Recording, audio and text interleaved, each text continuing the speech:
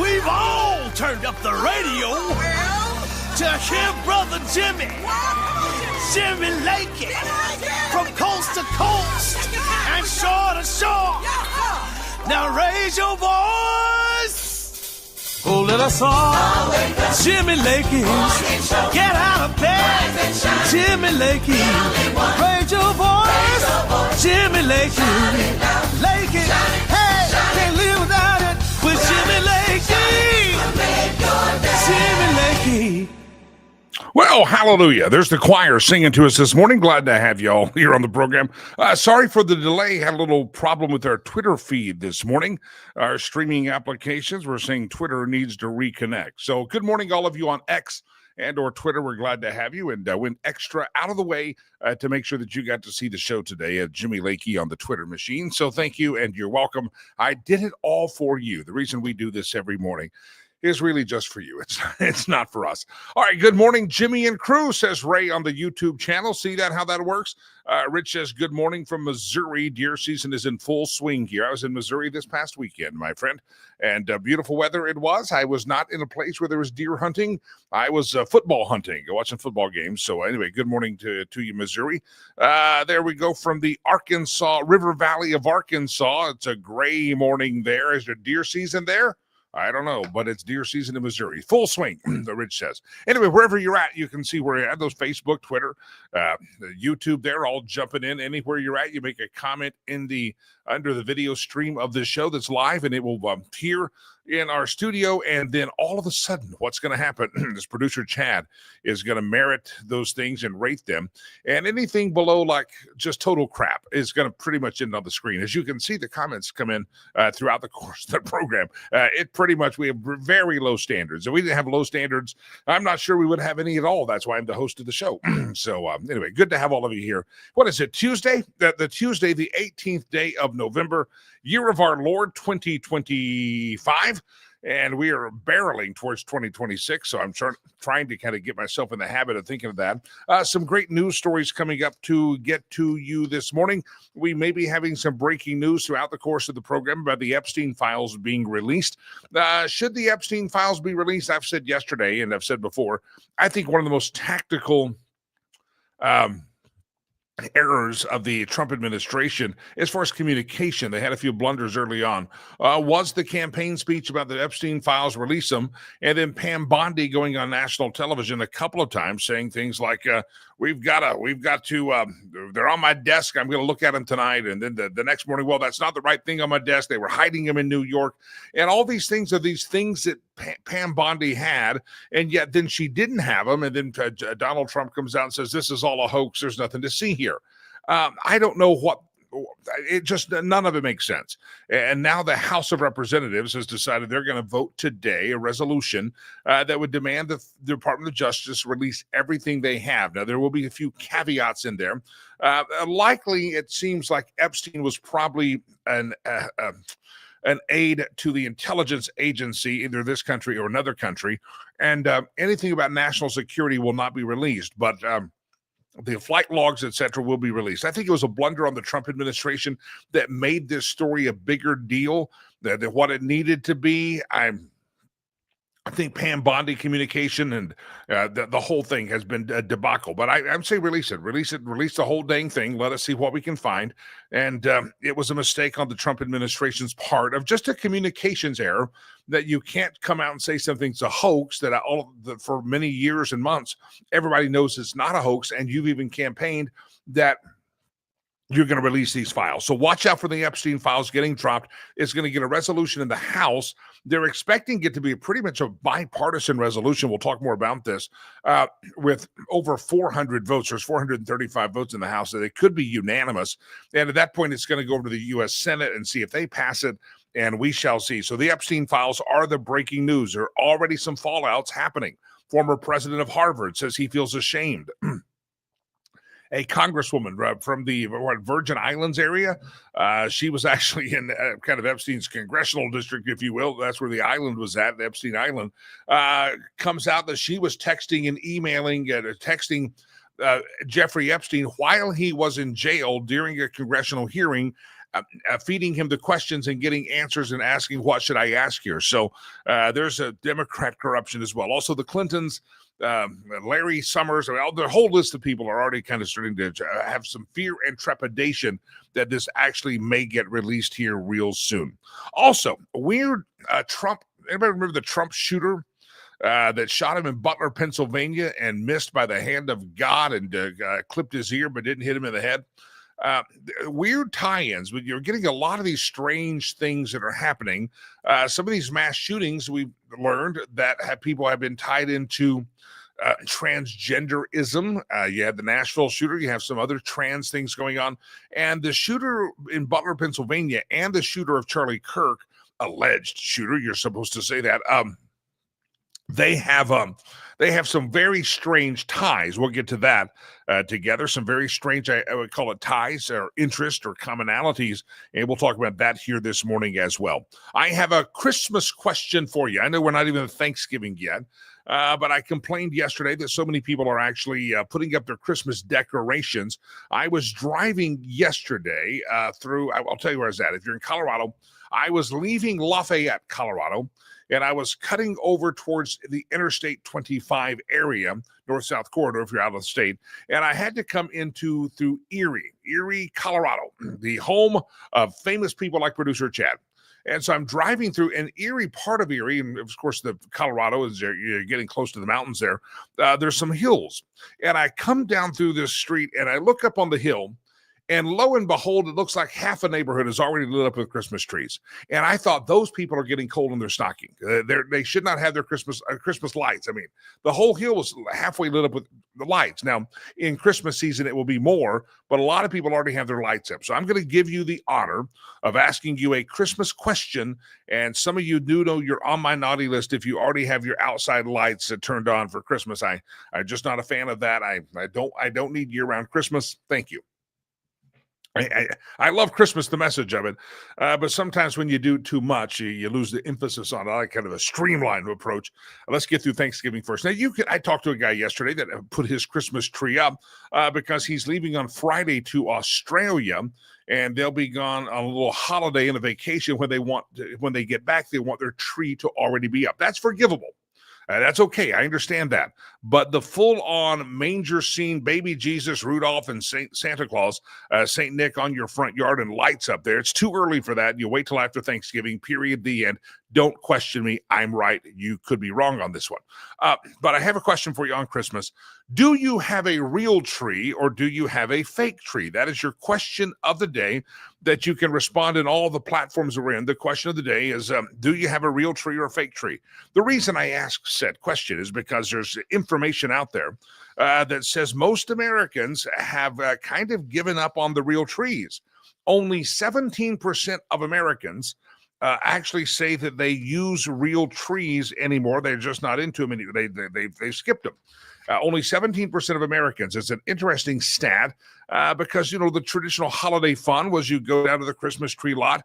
And if you really do the real tree, you might go the week of Christmas so that it doesn't dry out on you. Depending on your climate, like Colorado, it dries out really quick and it leads to house fires, so be careful. But do you have a real tree or a fake tree? That's the question I ask you. It's real simple. And if you'd like to opine as to why the real one's better or why the fake one's better, feel free to do that. But do you have the real tree or fake tree? Growing up, I remember one year we had a real tree, and after that, we always had fake tree. I always had a fake tree. But there's a poll by the American Christmas Tree Association found that fake trees are now the overwhelming favorite. 83%. That's a big number. When 83% of Americans can agree on something, it's a real big number. 83% of people who plan to put up a tree this year will use a fake one. Just 17% will buy a real Christmas tree. It's not a new trend. It's just crazy how it's changed. If you're putting up a real Christmas tree this year, you're probably one of the few people who are going to even go to that trouble. 83% of people putting up a tree will use a fake one. 17% or 1 in 6 people will buy a real one. Fake trees have been the preferred option now for over a decade, and real ones just keep losing more and more ground. Every year, fewer and fewer people don't want the real tree. Is it the mess they make in the house? Is it just the problem of transporting them? I'm not exactly sure. But fake trees have become preferred for over a decade now. Real ones lose more and more ground every year in this very survey. And one quote in the survey says the data confirms that artificial trees have become the standard in American holiday decorating. They say the main reasons are cost, convenience, and safety. You can reuse the same tree. You don't have to deal with pine needles everywhere in your house. And there's a lower chance of your tree catching on fire and burning down your house. That's a positive one. So give me your thoughts. Real tree or fake tree? Are you the 1 in 6 people in America that actually might put up a real tree this year? Feel free to let me know. Rachel jumps in. We have a fake tree because the real ones have gotten so expensive and not even so plentiful. Todd says, I have a fake pre-lit tree. Scott says they have a fake tree for the last 20 plus years, and it goes on from there. Scott also says, growing up in the farm in Iowa, we had a patch of evergreens that we said that we sold Christmas trees from. Yeah, that's all these Christmas tree lots that go up, and they're not maybe as plentiful as they used to be. A lot of those people, very seasonal, and some groups are making one big fundraising event of the year, and people just not buying the real trees anymore. I remember as a kid, I was about 7th, 8th grade, middle school, and the church that I attended decided to have a Christmas tree lot. And I thought that was the coolest thing, to have a Christmas tree lot. We were in the downtown area of where I grew up, and had a fire going out there, and Christmas music pipe in, and I loved to sell. I was out there selling 7th or 8th grade, selling people the Christmas trees, and we were raising money for our church and for our youth group. And I thought it was fascinating because there was a small camper trailer that someone had put on site, and usually at night someone would stay in that thing. And I thought it would be the coolest thing to sleep on the Christmas tree lot, but I wasn't old enough to be there, but I couldn't do it. And I still look at, there's a Christmas tree lot at a place that I go to. It's going up. They have the fencing up, and they're getting ready to load in the Christmas trees. Last year, I do remember they had a whole stack of them left over in the Christmas tree lot. I felt kind of bad, especially if that was a fundraiser, because they had already purchased the Christmas trees. But every year on this Christmas tree lot that I see all the time, they have a camper trailer. And to this very day, I'm going to share this first time ever right here. To this very day, I've always thought it would be cool, and I've contemplated this, doing a Christmas tree stand, a Christmas tree lot for River's Promise, and I would stay in the camper the whole time. I just think, I'm not a camper, but I just thought that'd be kind of cool to sleep in the middle of a parking lot like that, but not be homeless and actually have a camper trailer. I thought it'd be cool. And if I ever had a River's Promise Christmas tree lot, I'm telling you, I'd sleep in the camper trailer just because I think that'd be kind of fun. I wanted to since I was a sixth grader, seventh grader at the church Christmas tree lot, to stay all night of the Christmas tree. I've also thought the very same thing. Fireworks. A lot of places have charities that run fireworks stands around the 4th of July. And if you notice, a lot of times there's a camper trailer or a motor home that's parked there, and someone stays on site for safety and security. And I've always thought, I don't really want to sell fireworks in the 4th of July season. I want to celebrate the 4th of July, but I'd like to sleep in the camper trailer. I don't know why that fascinated me. Oh, wow, you can sleep in the camper trailer? That's going to be great. The motor home, someone bring out the Winnebago. Jump in that thing. So anyway, artificial trees or fake trees. Let me know what your reality is at your house. Jim says artificial trees, ever since bringing a spider infestation into the house with the real one. That would be sucky. I've never thought of that. There could be spiders. You infest your whole house with spiders. That would not be good. And I don't think you want to spray chemicals on it because that would dry it out further. Yeah, you got to be careful of that, Jim. At least you didn't have a squirrel hiding in the tree. That would be even worse. That'd be like a Ray Stevens song, The Day the Squirrel Went Berserk, in your living room. So at least, Jim, you only got spiders, and they're hard to see. All right, give me your thoughts. By the way, artificial for me. We have an artificial, also have a pre-lit tree.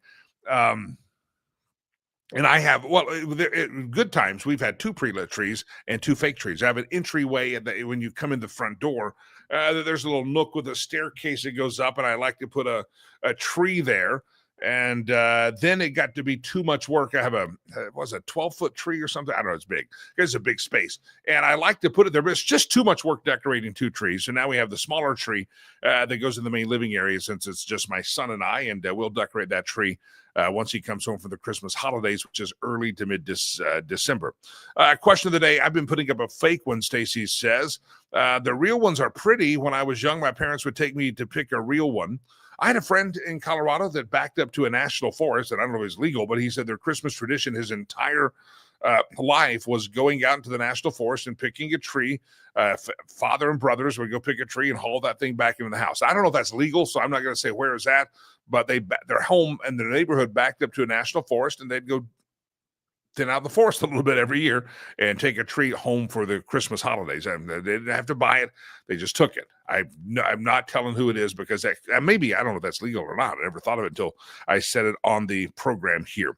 All right, that's your question of the day, real tree or fake tree. And I still want to kind of think, now I'm thinking about that camper trailer and that motor home, and then I'm thinking, maybe, is there still time to do a River's Promise Christmas tree lot? And could you see it every morning? I'm out there dressed up like a Christmas tree salesman, and I'm doing the show live from the Christmas tree lot. It could be amazing. We should have planned ahead, and I would have done it because I don't know what it was. There was this camper trailer, motor home in one instance that you're just somebody would stay in it, and I thought that'd be kind of cool to sleep in downtown or sleep in the parking lot of the store. I just thought it'd be cool. I don't know why that fascinated me, but it really did. All right, let's come back to the Epstein files, shall we? I think we shall. Now we've talked about something pure and holy and righteous like Christmas. Let's come back to the non-pure, the non-holy, the non-righteous Epstein files that are possibly going to be released out today. Here is what we know about the Epstein files that are possibly coming out. The GOP has finally endorsed behind it. They went through a piece that they wanted to get it out, and then President Trump said, this is a hoax, and so Republicans fell in line and decided not to. But now with President Donald Trump endorsing the push to release the Epstein files, top House Republicans, including Chairs Jim Jordan of Ohio and James Comer, are quickly now lining up behind the bill, according to Politico. Further growing, a number of Senate Republicans are now open to voting for the measure in light of the president's about face, according to the report. A vote could come as early as today in the House. Jim Jordan says, I think everyone will vote for this today. He said, let's get this ridiculous thing past us. James Comer, chair of the oversight panel, said, I think everybody's going to vote for it, adding this is just a show vote. I think the Department of Justice has turned over what they're legally allowed to turn over. So there is that. A lot of people have this expectation that they're going to vote and something's going to change.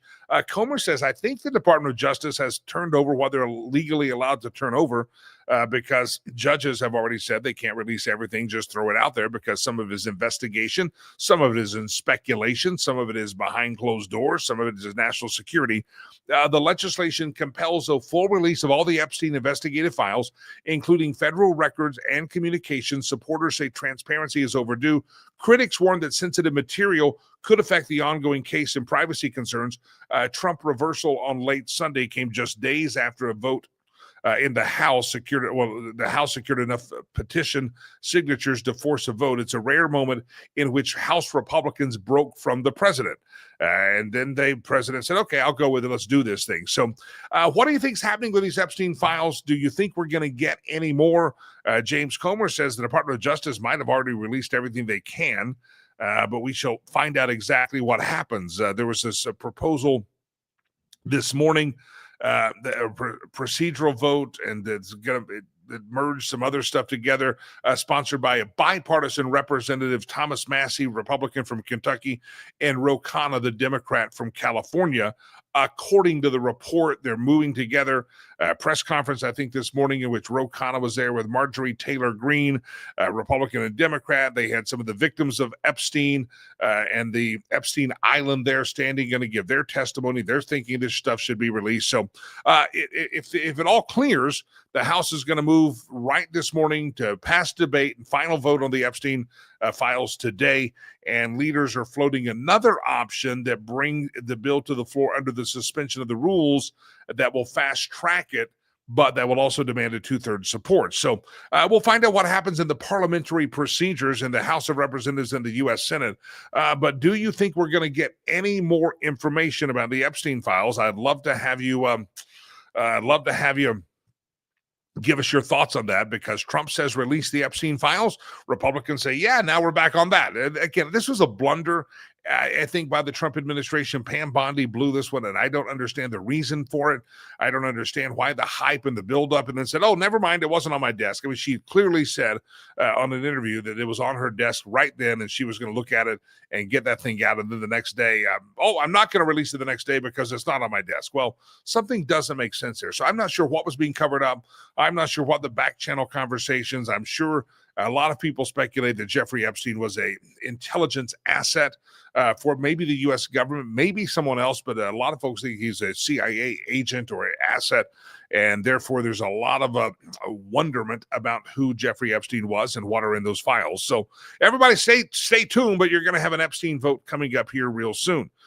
Speaking of the Epstein files and the presidential change of mind, Larry Summers. Everybody know that name? Larry Summers was once a former Harvard president, and he was also the Treasury Secretary for Willie Jeff Clinton. Headline, Larry Summers steps back from public roles after the House release of Epstein correspondence. So they did release some correspondence, and former Harvard president and Clinton cabinet member says he's, quote, deeply ashamed of continued communication with the disgraced financier. Larry Summers, the former president of Harvard, has announced he will step back from public commitments, according to the Ivy League College's student newspaper. In a statement released yesterday to the Harvard Crimson, Larry Summers says it was part of an effort to rebuild trust and repair relationships with the people closest to him. He's going to pull back and try to make amends with everybody that he might have ticked off with these Epstein correspondence. The announcement follows the release of 7 years of worth of correspondence between Summers and Jeffrey Epstein by the House Oversight Committee. They released the files and said, hey, look at this. The documents show the two men continuing to exchange messages as late as July 5th, 2019, which was just one day before Epstein's arrest on new sex trafficking charges. So they were in contact up until the final arrest of Jeffrey Epstein. In the hundreds of messages released, Summers appears to place trust in Epstein, confided in him about his pursuit of a romantic relationship with a woman that he described as a mentee. He's the mentor, she's the mentee. Among the released messages also was one from 2018 in which Epstein describes himself as Summers' wingman as he continued advising Summers on relationships for months. But Summers put out the statement, says, "I'm deeply ashamed of my actions and recognize the pain they have caused. I take full responsibility for my misguided decision to continue communicating with Mr. Epstein." Summers holds several other roles in professional life. He's a senior fellow at the Center for American Progress, a paid columnist with Bloomberg, and a paid board member of OpenAI. But Larry Summers says his public facing is going to be pulled back here, at least for a period of time. So there's one biting the dust here. Unrelated or maybe correlated to Epstein is the Clintons. Of course, Willie Jeff Clinton was known to have allegedly visited Epstein Island on numerous times, probably just trying to hide out from Hillary so she couldn't find him. Maybe nothing nefarious on the island, just wanted to get away from Hillary. Listen, if you're married to Hillary, you'd want to get away as well. Attorney General Pam Bondi and FBI Director Kash Patel have produced to Congress a new cache of documents showing that Bill and Hillary Rodham Kankles Clinton Foundation collected donations from foreign and domestic interests seeking influence, raising fresh concerns that such evidence was kept from federal prosecutors who tried to investigate pay-to-play allegations against the former First Family a decade ago. Officials are telling JustTheNews.com that the documents were transmitted to the Senate Judiciary Committee in recent days and details numerous instances of foreigners and even a U.S. defense contractor seeking to curry favor with the Clintons through donations to their family charity, including when Hillary Clinton served as Secretary of State and Bill Clinton was president from 93 to 2001. So new documents have been released to the Justice Department saying they didn't really tell you the truth back when this was being investigated. For some reason, the truth was not be told. The investigators pulled back because it was the Clintons.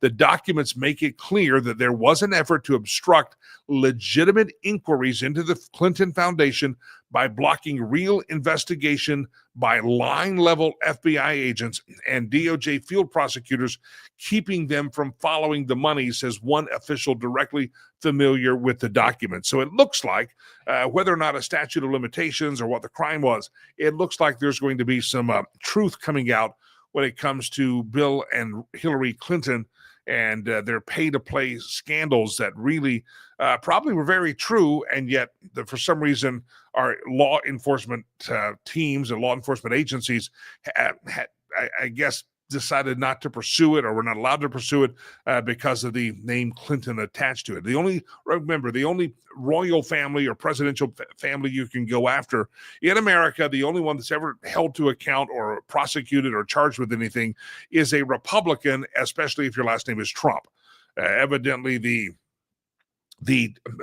get out of jail free card has been passed out to people like Barry Hussein Obama, Hunter Biden, Joe Biden, all of his family, Willie Jeff Clinton, Hillary Rodham Kankles Clinton. All this thing has been a grand conspiracy to keep these people, at least in theory, with their noses clean and no charges filed against them. But if it was Donald Trump, if he sneezed wrong on a Thursday, then doggone it, that was violation of some law, and they're going to charge him with it. So that's an interesting story coming out of the Justice Department as well. And we shall see if anything happens to it now that it's out there, that the Clintons and the Justice Department and the FBI, the CIA, somebody was covering up the pay-to-play investigation and not letting things see the light of day. All right, your question of the day, my friends, is real simple. Do you have a real tree or a fake tree? And why am I so fascinated by working your Christmas tree lot and sleeping in the camper trailer? I just think that would be cool. I thought that since I was a kid. It's a lifelong bucket list that I've never been able to do, and I now got to add it to the bucket list. Delilah, next year we're going to do a Christmas tree lot. Why am I saying we? You'll probably be fired tomorrow. Just kidding. Tuesday, the 18th day of November, and when I say Tuesday, you say Carno. I say Tuesday, you say Carno. With chance like that, I could be a protester on the streets if I hated ICE, but I'm not a protester on the streets. I'm just a fan of I Say Tuesday, you say, very good, Carno. I love it when you guys participate with me on the program. It's Carno Tuesday, and we call it Carno Tuesday because Laura Carno joins us. I say Tuesday, you say Carno. Yeah. Hello, Miss Carno. How are you?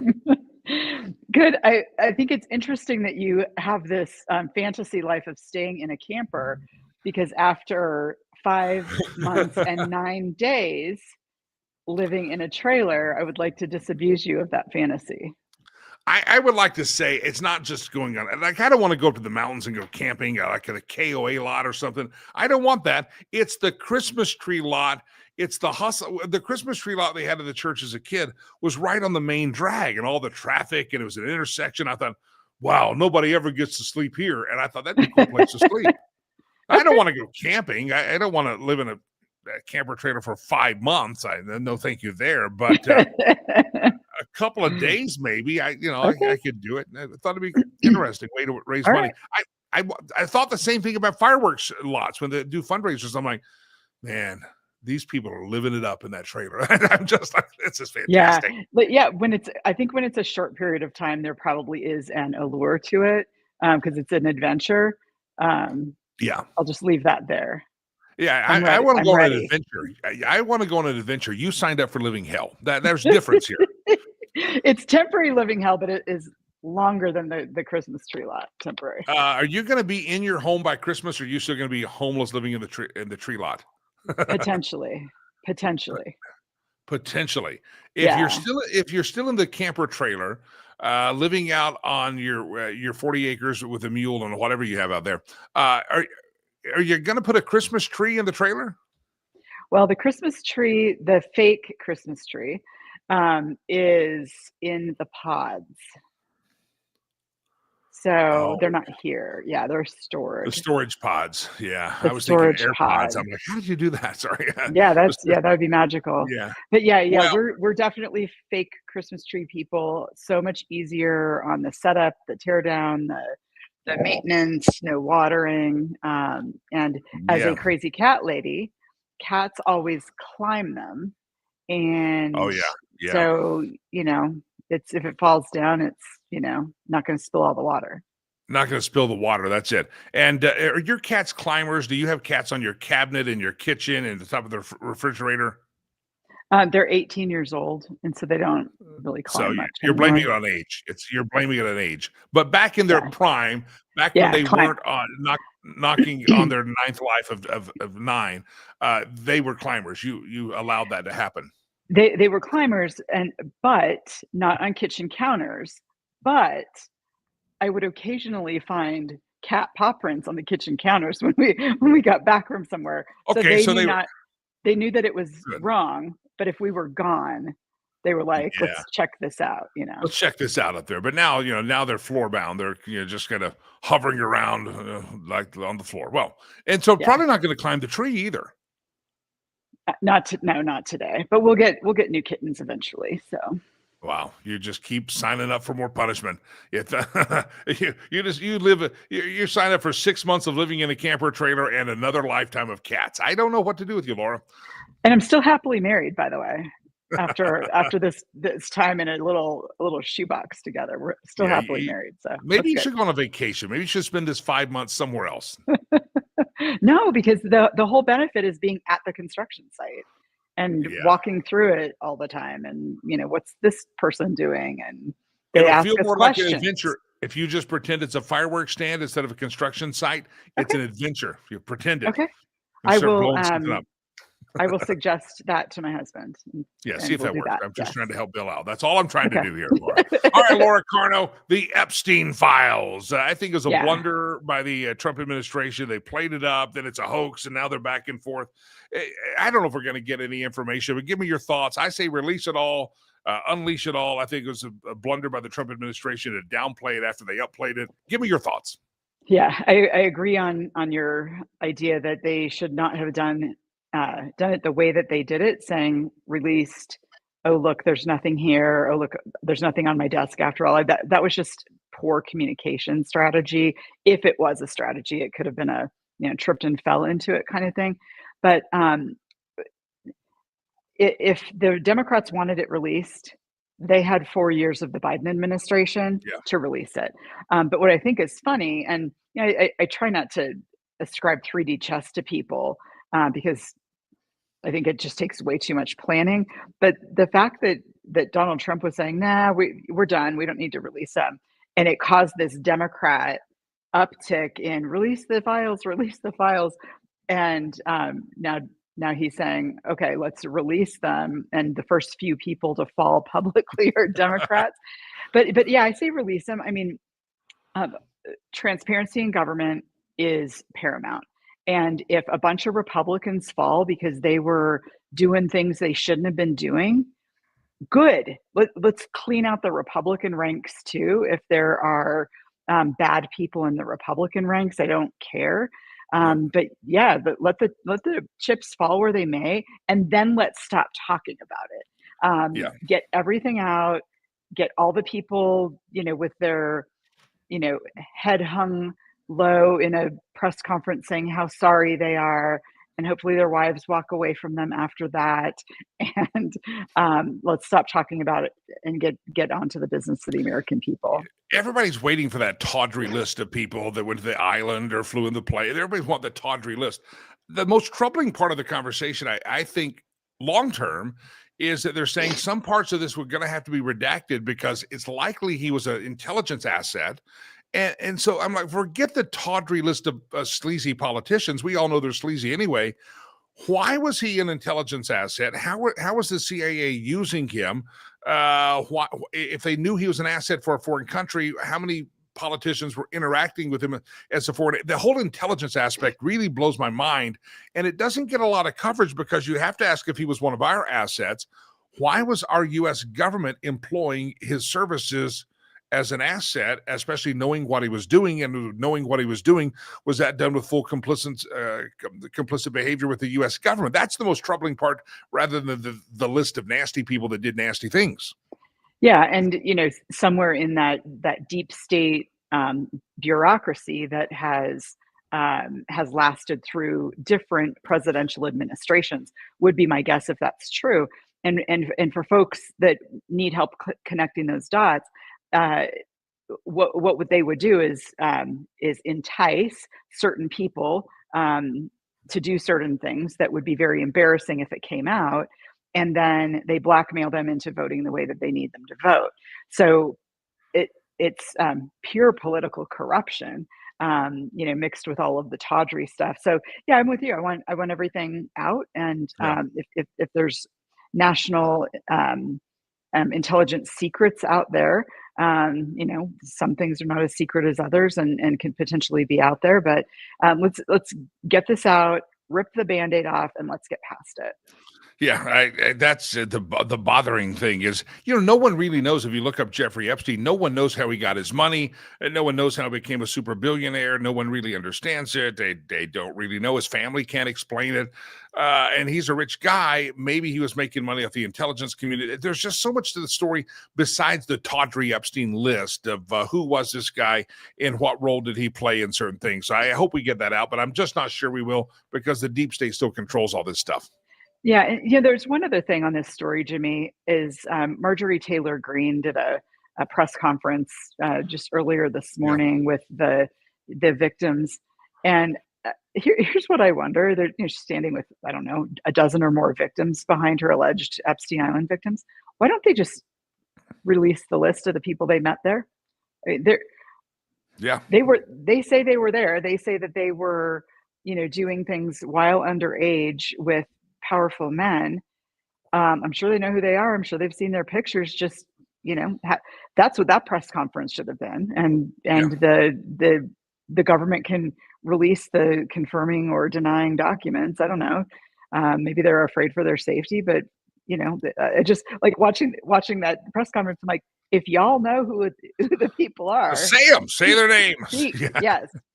That's a fantastic point, that the information is out there. Someone holds that information. Just because it's not an official government document doesn't mean that somebody couldn't tell. Right. But it is fascinating to find a member of Congress was texting with him during a congressional hearing. Yeah. That's just creepy. To find that Larry Summers, former president of Harvard, is like, oh, sorry about that. Because he's evidently gone to the island a couple of times, and God knows what they do there. But well, he was mentoring somebody, obviously. Yeah, he was he's one of his mentees, his Yeah. mentees. Yeah. I think it's a different definition of mentoring than I'm accustomed to. Yeah, it is different than I am. I'm different than I am. Delilah may be familiar with that kind of mentoring, but I'm not. I just say Leave Delilah alone. she's not paying attention to the show, so I can say anything I want. All right, let's take another topic here. Laura Carno is my guest. Oh, by the way, before I get to the other topic, Faster Colorado, you just got a grant. Congratulations. Talk about Faster Colorado and the big time grant you got. Yeah.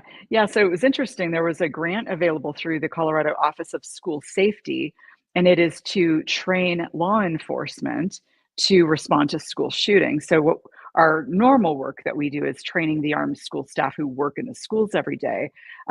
But this was a grant to train law enforcement to respond to school shootings. And because we have trained law enforcement before, we were eligible for that. And as a 501c3, we were eligible for that.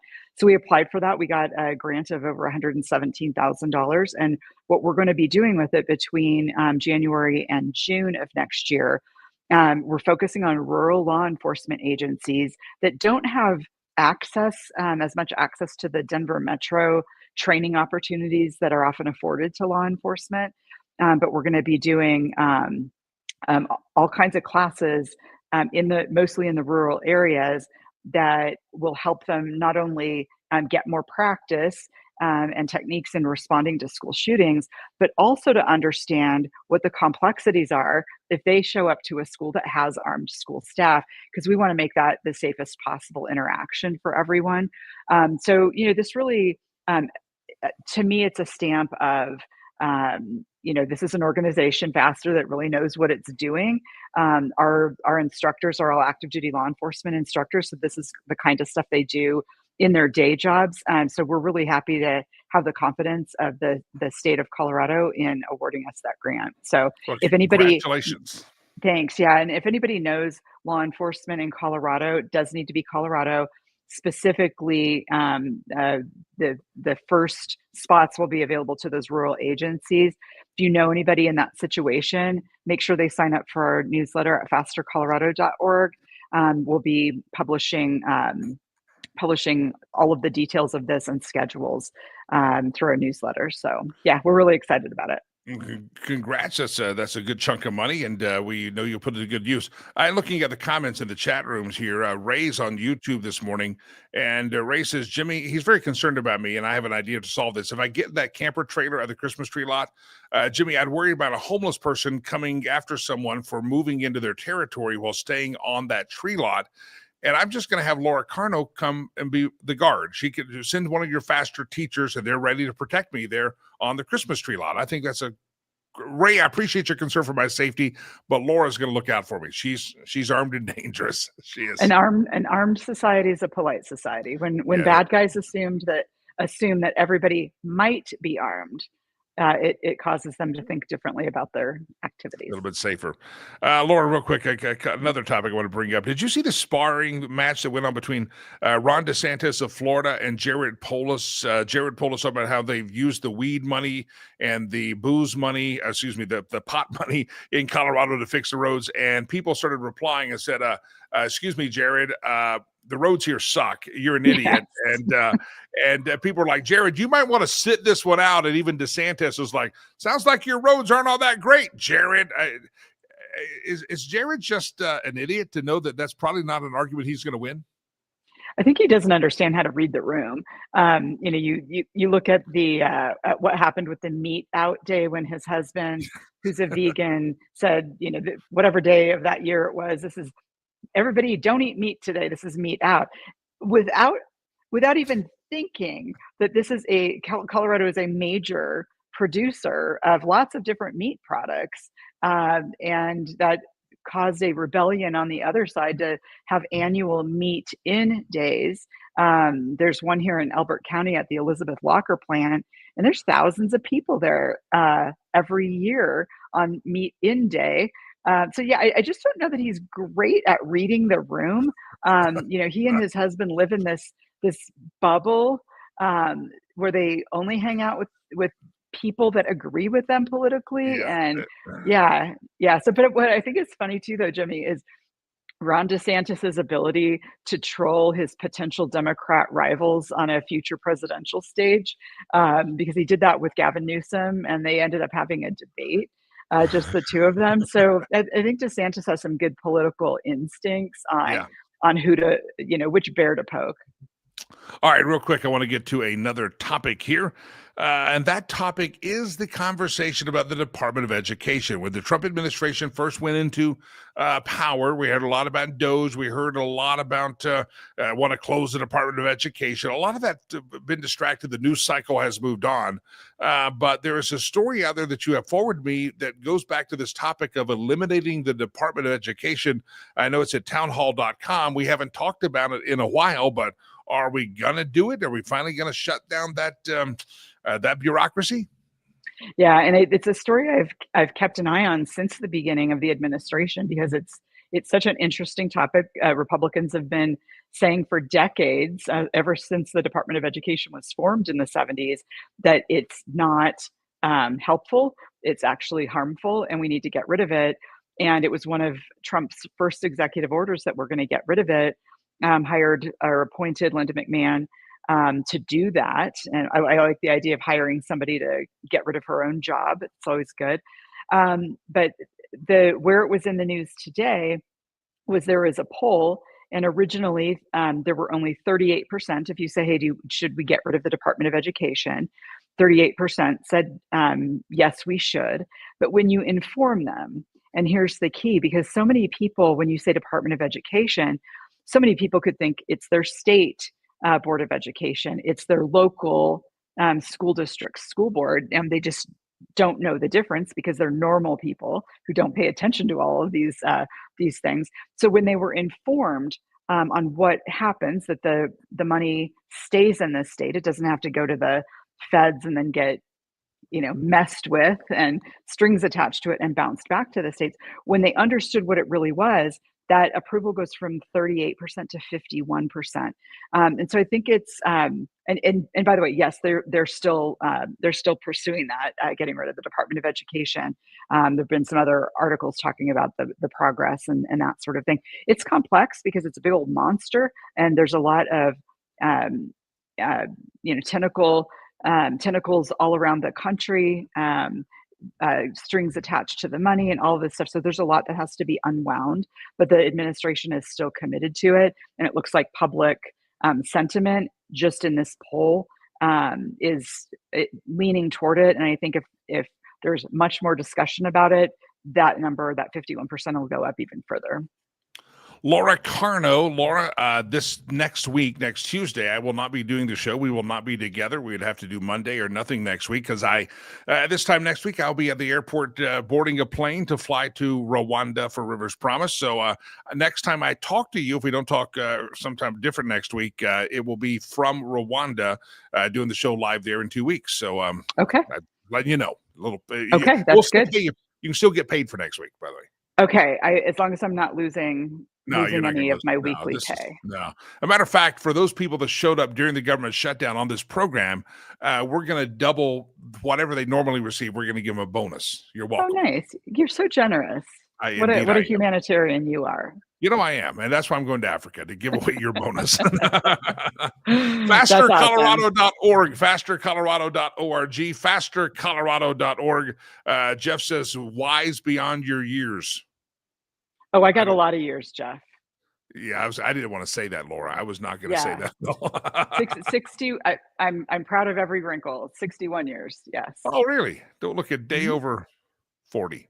60. Yeah. 40. Don't look. Yeah, it's because I color my hair. Let's be honest.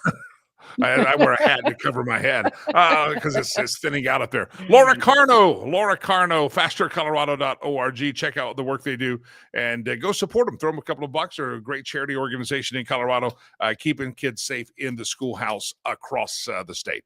Ladies and gentlemen, it's a pleasure to be here with you. Again, breaking news throughout the morning.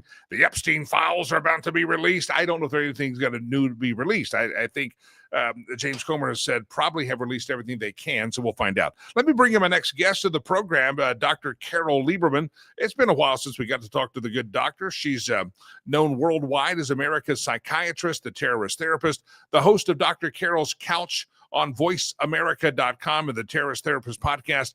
Forensic psychiatrist, expert witness, best-selling, award-winning author of 4 books, 2 on terrorism, 2 on relationships. Ladies and gentlemen, welcome back the esteemed Dr. Carol Lieberman. Dr. Lieberman, welcome back.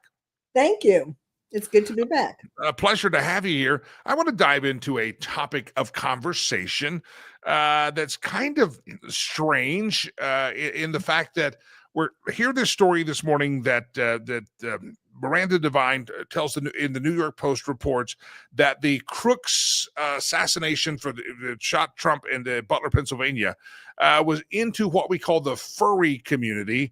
And it turns out that the guy that allegedly shot Charlie Kirk and killed him was also in the furry community. We also have a lot of these school shooters recently that have been part of the transgender world or affected by that. Give me your thoughts. Why are we just now getting this information on 2 known or alleged assassins that kind of have some very strange proclivities, let's say? Well, because either the FBI has been incompetent, or they do know all this information and they're just not telling. Really, there's a lot. I mean, I'm sure you probably talked about already the video that Tucker Carlson put out yesterday with someone had gotten a tip. There was someone who did a deep dive into his internet writings, his videos and posts and all that, and came up with a lot of information. And whereas the FBI had said there's nothing there, there's no there. And obviously this is wrong. There was someone who contacted him and seemed to be grooming him to be an assassin and so on. And his views towards Trump changed. He used to be a pro-Trump supporter. His family had Trump signs on their lawn. Do you remember? And then during COVID, he changed, and he suddenly became anti-Trump. And he said that he didn't like that Trump was doing things too slow to fix the COVID problem. So probably someone he knew died of COVID, and maybe he's blaming Trump for this, when we all know it's Anthony Fauci who's to blame. Yeah. But anyway, and of course, and even going deeper, to the fact that he's involved in this furry community. Now, furries, there are some people who take part in the furry community who are relatively benign, innocent, and all of that. But yes, I don't think it's a coincidence that we have 2 assassins, or would-be assassin for Thomas Crooks, that are in that. And also it is aligned in some ways with the trans community. So first of all, at its basis, at its most basic point, looking at it most basically, however, people who are either become trans or people who are in the furry community, they have a very poor sense of self. They don't have an identity.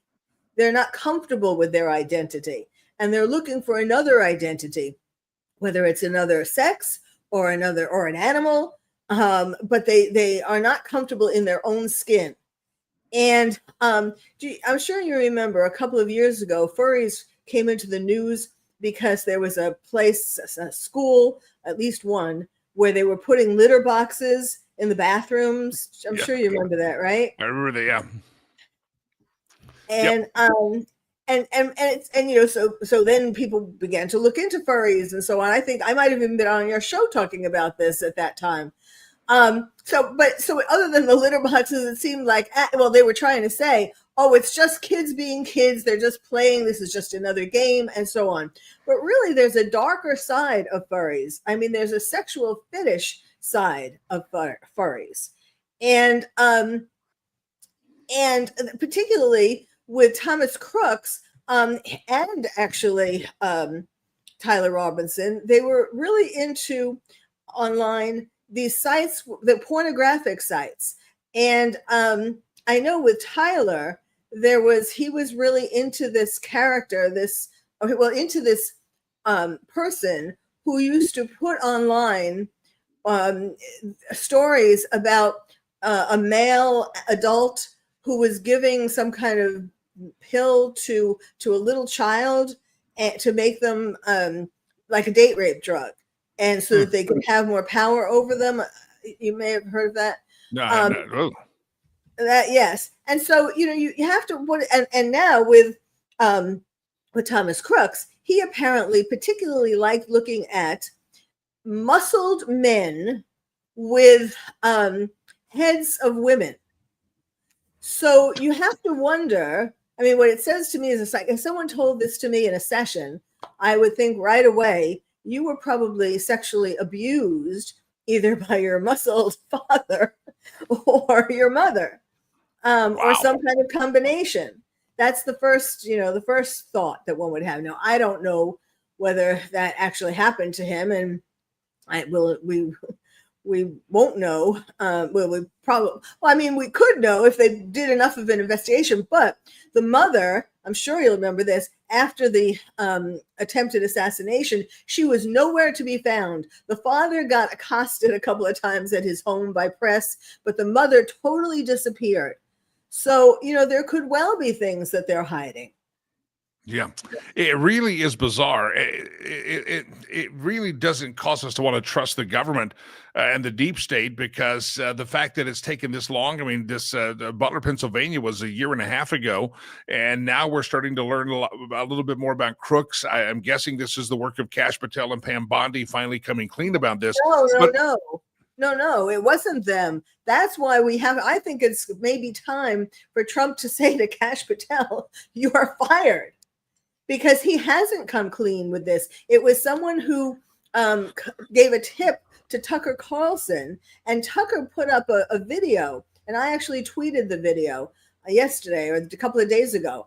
And it was a tip that someone gave Tucker. I mean, I don't really trust Tucker that much anymore now that he's revealed how anti-Israel he is, anti-Semitic he is, and he had Nick Fuentes on, so it's kind of a question mark over Tucker. But this video, shows these things, shows Thomas Crooks' posts and so on. So it seems pretty legit. Yeah. Why do you think the FBI is not providing more information? What is, does someone have Kash Patel by the scruff of the neck? I mean, is there some underbelly still controlling the FBI? Is it so dark and scandalous that Kash Patel's looking at it going, oh, we can't let America know about that? They talk about transparency, but we're still not getting it. Why do you think that is? That is the $64,000 question. I mean, I don't know, but I wonder if Trump knows the answer to that. If they're hiding all of this from Trump too. But, with Pam Bondi, it was kind of a similar thing where she supposedly had the Epstein files on her desk, and she gave some things to some so-called influencers, and then we never heard about that again. Now, I think the Epstein thing is like there's really no there. They're beating a dead horse. But they both were concealing things. So I don't think that the head of the FBI should be concealing things from the public. There's this whole thing going on it's a totally different topic, but, there's this question of how much the government knows about UFOs and all that and what they're now. People need to know these things, whatever it is. It's the same thing as when there's an attack, a terror attack, and they don't tell the public that it was a terrorist, or they don't show the person or tell the person's name, which might lead one to believe that he was a radical Islamist terrorist. This is no secrets. Yeah. Dr. Carol Lieberman is my guest. Thousands of earballs will hear this show later on the podcast platform. Some of you, a lot of you watch it live on various streams that we're on live. We appreciate that. But on the podcast platforms will be thousands of earballs will join us and listen to the show in pre-recorded state. And Dr. Carol Lieberman is the voice that you hear. Dr. Lieberman, I want to come back to this furry thing because it seems as if, first of all, there's a lot fewer new surveys show that fewer and fewer people are now identifying as trans. It's kind of like it was a trend and it's starting to decline. Have we just basically the last 3, 4, 5 years just enabled and promoted some kind of a mental delusion, mental illness that we're going to regret as a society? Because, we were told, don't say anything about the trans people. Let them go to school. Let the furries go to the school and have a litter box. what season were we in, and where are we headed here? Is the delusion finally falling apart here? I think it's mental illness. Well, yeah, but who's mentally ill? The furry and the trans, or the people who allowed it? All of the above. All of the above. Yes, it's a very unfortunate, and I think in part, I think that it connects to, or it was facilitated by COVID, the COVID lockdowns, when kids weren't in school. And when they came back and they were feeling, not quite right because they hadn't had that socialization of 1 or 2 years that they were out of school, the teachers, radical leftist teachers, and I'm not saying all teachers are radical leftists, but they took advantage of this and told the kids that that what's wrong with them is that they were born into the wrong sex and into the wrong body, and if they just changed their body, then they would be happy, everything would be great. And kids were sort of in a vulnerable state, so they tended to believe that. I mean, they were unhappy, they were lonely, they were mixed up, and so they tended to believe that. And of course now, and I think a big reason for why people may not be, and it's not just the teachers, I want to say this, it's also parents. A lot of times parents who either want to be considered cool, by their friends. Oh, I have a kid who's trans, we're with it. Or parents who unconsciously wanted a child of the other sex and are therefore secretly encouraging, hoping that their child will become the other sex. Yeah. That's all part of it too. So, but now that Trump has been trying to, bear down on clinics and so on, as he should. I mean, really, this is a doctor's bonanza. I mean, insurance companies aren't paying doctors like they used to and like they should. And doctors are quitting and all of that. But here is a bonanza that just fell on their laps, and they're taking advantage of it. They're not really giving kids deep enough, long enough, and over enough period of time. Like gender dysphoria, you have to have these symptoms for at least 6 months. And there is no way that their quickie little interviews with kids, especially little kids, could prove to them that these kids meet the diagnostic classification of gender dysphoria. So they're just pushing kids on this conveyor belt, and they're making a lot of money as they're doing it. Dr. Carol Lieberman is my guest. Dr. Lieberman, you've talked about it. I know you've even suggested that Trump derangement syndrome is a mental diagnosis that people ought to have. And then you've got this mental craziness of furries and transgender and teachers and administration sometimes pushing kids into even keeping secrets from their parents. We got a lot of mental illness that has broken out in the last, let's say, 5 or 6 years. Are we going to get past this? I mean, is it going to keep going? What's your prognosis? I mean, you're the person that gets to see people on the couch, and they get to tell you about their woes and issues. Are these great red flags of mental illness, Trump derangement syndrome, the transgender stuff? Is all that going to finally tamp down, or have we reached a new normal in society? Well, just when you think Trump derangement syndrome may be tamping down, new things come up. Like now it's the Kings and the Epstein file. Yeah. That little fires come up again to set the whole thing ablaze. But are we going to get better? Well, we could get better. I mean, it's possible, but then we have to first fix the mental health system in America. And, to be able to provide enough psychiatrists, psychologists to people who need it, and yes, there are a lot more people who need it. I mean, that is the problem. When someone thinks they're a furry or that they're trans or, if there are psychological reasons for this, it's not like they swallowed something, or, it's not like something hit them in the head.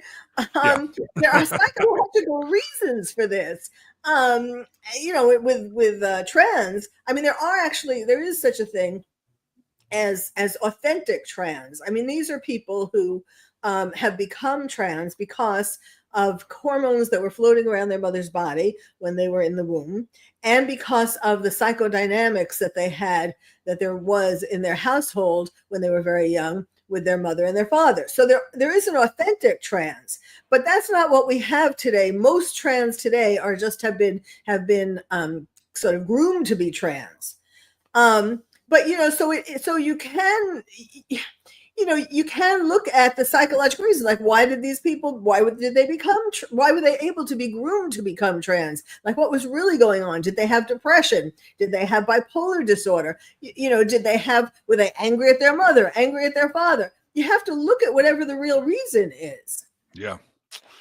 Dr. Carol Lieberman, fascinating conversation. And God knows we need some mental health clarity in here. And I think COVID is right. That was a catalyst. I taught my son during that time a couple of times in life when he's kind of pulled back from friends or over something. I remind him that isolation breeds illusion. And I think you had a lot of kids that were isolated, maybe protective parents. We didn't have any COVID lockdown in my house. All the kids in the neighborhood could come over. It was no problem. But those parents that protected their kids, isolated them, illusion starts happening. And I've had to remind my sons, one of my great parenting advice to my son: isolation breeds illusion. You can't just in tough times walk away from friends. You got to get out there and get there. But that's part of the problem. It points back to Dr. Fauci. Everything points back to Fauci. Yes. And why isn't he in jail yet? I don't know. Didn't he get that pardon? I think he got that preemptive pardon, I guess. But it seems like yes, from Biden, right? Dr. Lieberman, you've got a couple of websites. Go ahead. With an auto pen. Yeah.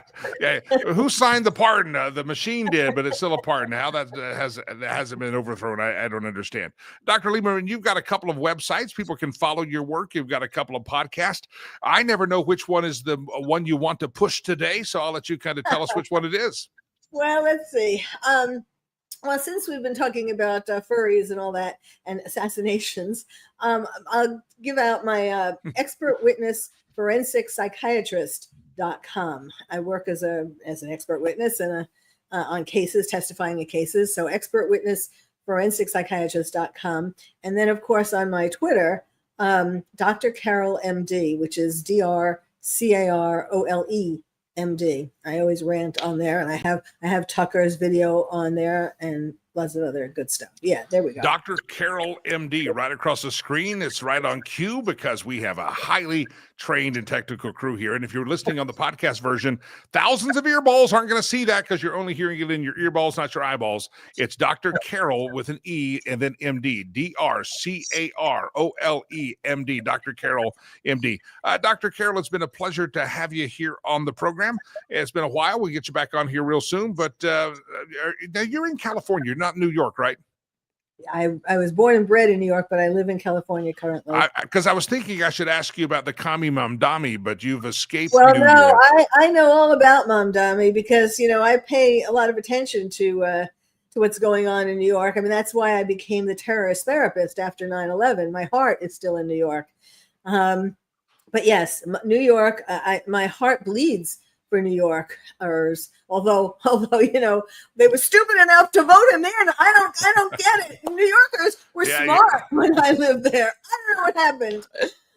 Well, when you dropped the IQ got slashed immediately. You left, the IQ went down. That was all you. You were holding that thing up. There we go. I don't know. I wish someone would investigate the voting. I think there was something phony and funny with the election. I don't know why that hasn't come up. Haven't heard about people investigating it. People get what they voted for, and they're going to get a taste of socialism and communism, and you never know. Maybe that's the dose of the medicine that they need to realize this stuff doesn't work. Sometimes as a child, it took a little corporal punishment for me to get my attention, and New Yorkers may be in for some corporal political punishment. Dr. Lieberman, it's a pleasure. I appreciate it. Dr. Carol, MD, on the X feed. Thanks for hopping on the program. Dr. Carol Lieberman, look up her podcast as well. Find her.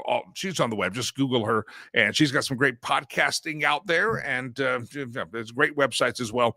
And great material out there. And some great books as well. Dr. Carol Lieberman, my guest this morning. All right. I do want to review this real quick. And then we're going to wrap this thing up. But this battle between Ron DeSantis, and I alluded to it, battle between Ron DeSantis and Jared Polis. And if you haven't followed it, it's really funny. You can find the whole story. If you're in Colorado, go to completecolorado.com, and you can see the story. It came out on my birthday, and I didn't get to comment because I was off on my birthday. My birthday was November 13th. If you didn't send a gift to me or to the charity, there's still time. Say it's late birthday. We do accept that. Let me just read the story. It's written at completecolorado.com by Savannah Kasich. An online beef erupted between Colorado Governor Jared Polis and Florida Governor Ron DeSantis Wednesday evening on X, previously known as Twitter. How long do we have to say that? I guess forever. Over legalized marijuana and Colorado's poor road conditions. In a thread post, the Florida governor named Ron DeSantis said Colorado's declining marijuana taxes have not helped alleviate anything for the state. Rather, the recent decrease in marijuana sales is due to a surge in the black market caused by high taxes on legal weed. So Ron DeSantis says, hey, Colorado's getting fewer and fewer taxes every year on marijuana. It's because they've taxed it so much that people are buying it back in the black market. They're not going to the dispensaries. The claims led Jared Polis to jump into the conversation, and he wanted to climb the water tower of Twitter and defend his own record with a spray paint can. The battle of the keyboard started from a post made by the Florida's Voice, highlighting a survey saying a majority of Floridians want the right to vote on marijuana legalization themselves and not have lawmakers block the ballot. So while Floridians have already voted no on marijuana legalization in 2024, a new measure is creeping its way into the ballot in 2026, and DeSantis and his administration have made efforts to stop it before it goes to the ballot. So some ex-users commented, didn't we already vote no on this? It's bogus. They're making it better while still baking in corporate profit through licensure. One user makes the claim that taxing legalized marijuana would allow the state to eliminate property taxes. DeSantis then brings Colorado into this conversation. In the Twitter post, he jumps in and says, well, this has not been the case in Colorado. He says, it went on to say that tax revenue of marijuana sales have fallen due to inflation of black market activity. And then Polis jumps in and says, Colorado has collected $3 billion in marijuana revenue that has been used to pave roads, build recreation centers, and school, all while successfully cracking down on the underground market. This is what Polis posted. Oh, and we didn't use $50 million in taxpayer dollars to block access to freedom, but you do you, he said as a final jab to the Florida governor. Well, that turned into a deluge of ex-users slamming Polis as he claims about Colorado road conditions being good. Twitter feeds went, and yet your Colorado roads are a disaster and your budget is too. Maybe sit this one out, Jared. Another Twitter ex-responder said, you collected the money, but it was never used to pave our roads, build rec centers, and so much more. Our roads are abysmal. Where did the money go, Polis? Maybe you should sit this one out. Ongoing advice for Jared. I haven't seen a penny's worth of improvement, said one person. From all the marijuana tax revenues, Colorado's been in a state of steady decline and decay. DeSantis gets the final word before Jared finally clues up and shuts his pie hole. DeSantis responds to Polis with a screenshot of the Denver Post article that came out in March of this year that says Colorado backslides to 43rd in the National Road Condition Coalition rankings. If you think I'm making it up that Colorado roads suck and Jared Polis sucks as a governor and Jared Polis is a lying Sacagawea for saying that the Colorado roads have improved because of marijuana sales, even the Denver Post reports that the national rankings show that Colorado is like in the bottom 10 of the 50 states. We have sucky roads, sucky infrastructure, and Jared Polis is a lying Sacagawea for ever trying to imply anything else. DeSantis screenshot the Denver Post article and said, $3 billion over more than a decade is chump change. I have cut more than $7 billion in taxes in half that time. But then, even then, seems like Colorado's roads have a lot to be desired. At that point, Jared Polis shut his pie hole, realizing that he was exposed for the fraudster and shyster that he is as the governor. And DeSantis' claims are not misguided. Previously reported by Complete Colorado, Colorado receives a C- for overall infrastructure in the 2025 infrastructure report and a D+ on road quality. So anybody out there that thinks we're just attacking Jared and the roads are actually great here, I'm sorry. It's not. They're horrible. And Jared Polis is a lying, again, Sacagawea. DeSantis versus Polis. This one goes to Mr. DeSantis. All right, here we go. Ladies and gentlemen, time for the meme roulette section of the show. But before I do, I want to remind you about Sherry Cree, homeswithsherry.com, homeswithsherry.com. You ready for this? Homeswithsherry.com. You ready? You got to call her. I know it's holiday season. You're not thinking about selling your home right now, but there's never too early to, there's never too much time or the wrong time to make a phone call. Again, maybe you're not going to sell your house till next year. Maybe you're not buying a home, selling a home until next year, but have that strategy session, because the time of year, the time of the month, the time of the season that you do it can change the entire strategy. Just a flip of a month in a calendar can take things from a buyer's market to a seller's market. Which one do you want to participate in? The interest rate changes can change things from seller's market to buyer market to seller's market. You need to know that part of the strategy. So it's not about, well, I'll get to it when I get to it. Make top dollar on your home. Get the best price on the home you buy. And that's what Sherry wants to help you navigate. A lot of you do have a strict time crunch on when you want to close and when you can move. But if you have some flexibility, either way, just call Sherry, have that strategy session. And that way you can start preparing, even if your sale of the house is going to come, or purchase of the home is going to come in 2026. That's okay. Have the strategy session with Sherry now. Homeswithsherry.com. She believes and she knows through experience and helping a lot of folks that your real estate transaction can be that one thing in your life that can create an amazing amount of generational wealth for your children, your grandchildren, and future generations if you do it right. So do it right, my friends. It's not just about buying a home. It's investing in future generations in your family. It's not just about selling your home. It's getting the top dollar that can be invested back in generational wealth for you and your family. Homeswithsherry.com, the I-25 corridor from Fort Collins all the way down to the Denver, into the Highlands Ranch area, the Park Meadows area, out to Aurora, out to up to Longmont, Boulder, Broomfield, Wellington, Windsor. Hello, she can help you. And by the way, she also has a free referral service. So if you're outside of her area, she can refer to you someone that's just as quality as she is, and that's absolutely free. And a portion of all of her proceeds on the commission, she will donate a portion of that back to the charity of your choice. That's just the kind of good heart that Sherry has. Homeswithsherry.com. I know you're thinking of selling and buying. If you are, you're going to interview some realtors. Listen, don't just go with the person that lives next door to you or the person who helped you last time. Make the strategic decision to get the best of the best in your corner, because this is a big time transaction, whether you're buying or selling. Homeswithsherry.com. It's right there on the screen. Homeswithsherry.com. Sherry Cree.